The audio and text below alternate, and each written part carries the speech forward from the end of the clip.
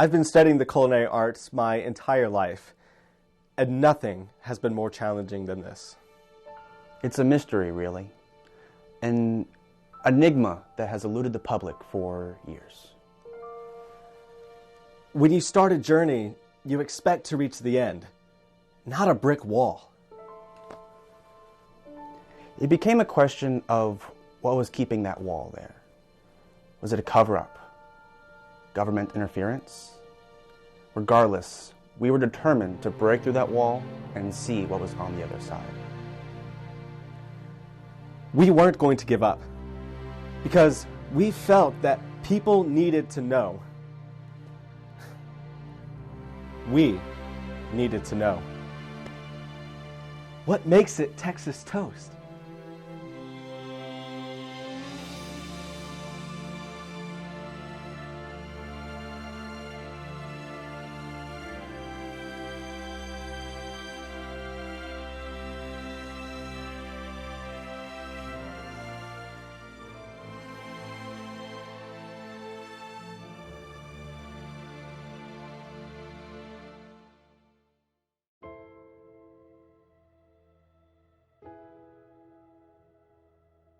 I met the other chef in a Facebook group for the culinary students at our school called What's the Spread.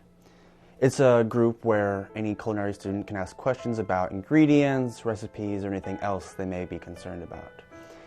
In the midst of my asking questions about the boiling point of milk, I came across a very interesting question that I'd never considered before. How do you make Texas toast? I was immediately pulled in and I reached out and there was no response. Crickets.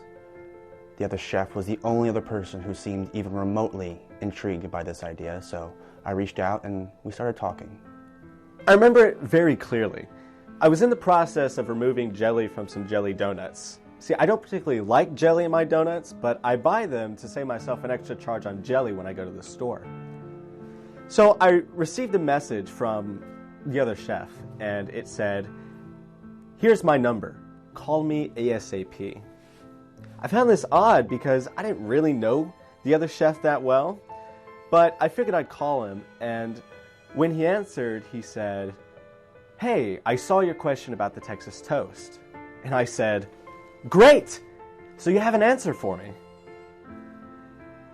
There was about 5 seconds of silence before he said, "No, but I want to help you find out." I'm just not connecting the dots. I mean, it's called Texas toast, but it's not even shaped like Texas. I mean, what other states do you know of that are shaped like squares? Colorado. It's not called Colorado toast now, is it? You're right.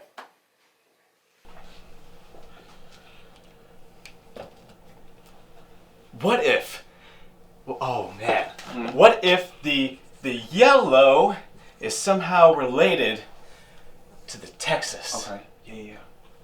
We've been looking at these as two separate puzzles the whole time, but what if the key is to put them together? You may be onto something. But you just gotta wait just a little bit. You don't want to get ahead of ourselves. Okay, yeah. All right, we are heading into the local chicken chain to do some field research. Why are you talking in that accent? It's professional. It's how they do it on the planet Earth. Stop it. Fine. Should I lose the glasses too? Undoubtedly. All right.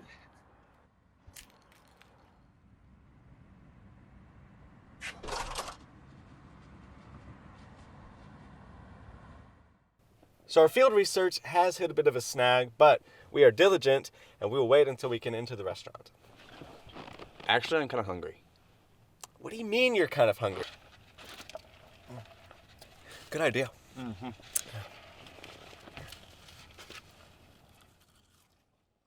So unfortunately, we were not able to film inside of the restaurant, but we did manage to acquire some of their toast.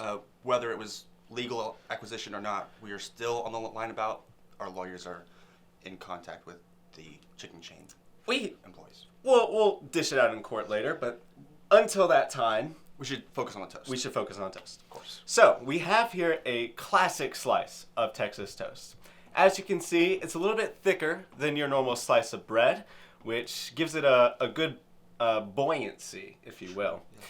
Now, for a toast, there's not a lot of crispiness to it, but there is some browning on either side, which tells me it has been doctored in some way. Now, there's also some yellow here on either side of the bread. I don't know if you can see that, but one can only assume that it's butter.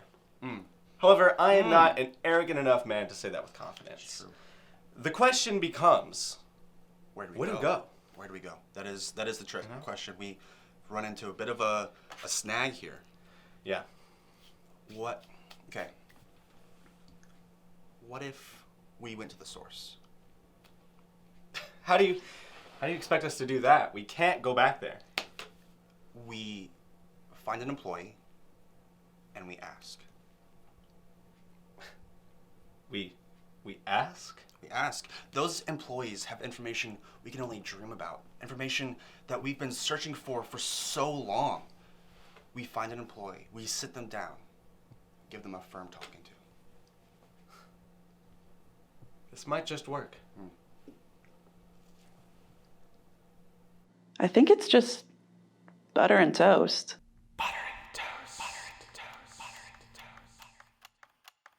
We finally found ourselves in the most crucial phase of the process. If we didn't get it here, we didn't know what we'd do. Everything was on the line. With this shocking information, Chef 2 and I were ready to hit the test kitchen. We have here a variety of breads, classic white and wheat, some thicker slice, rye for variety, and bagels to see what happens. We also have butter of the stick variety, and I can't believe it's not butter and margarine for easy spread. We also have Toast Chef's best friend, the ruler, for precision of cutting and spread. It's everything 2 toast loos could need to get into it. The only thing left now is to start testing. Let's do it. Let's do it. All right.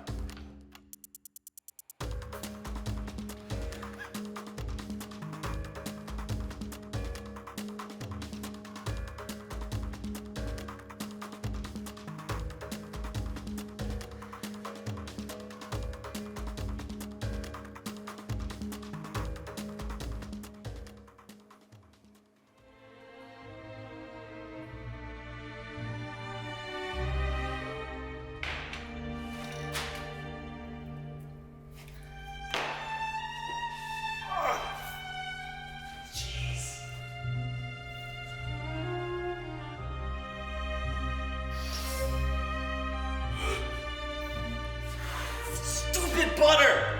Gosh!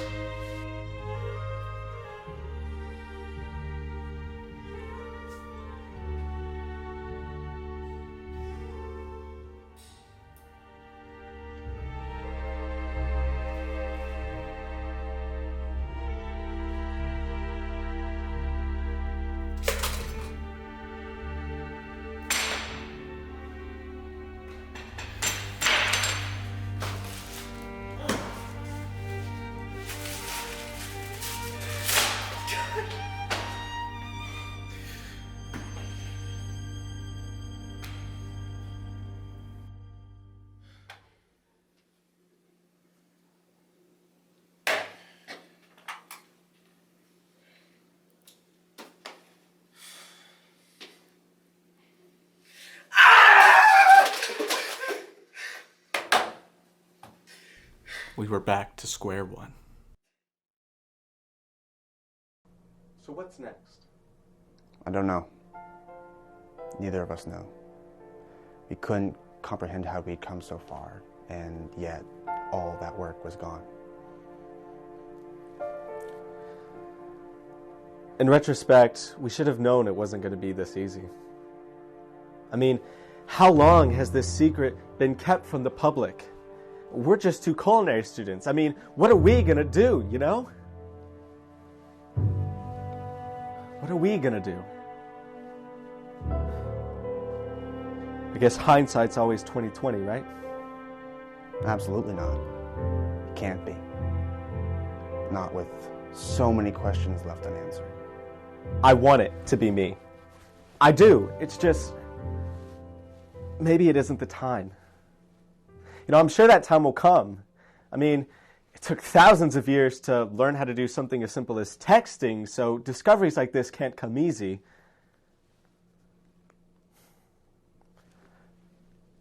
But I'm sure it will come in its own time. I hope that this project will inspire others. I hope this project can be in shining lights one day, and I can look at that and I can say that I was a part of that. And when that day comes, I'll be ready. Okay, Texas Toast isn't going anywhere. And neither am I.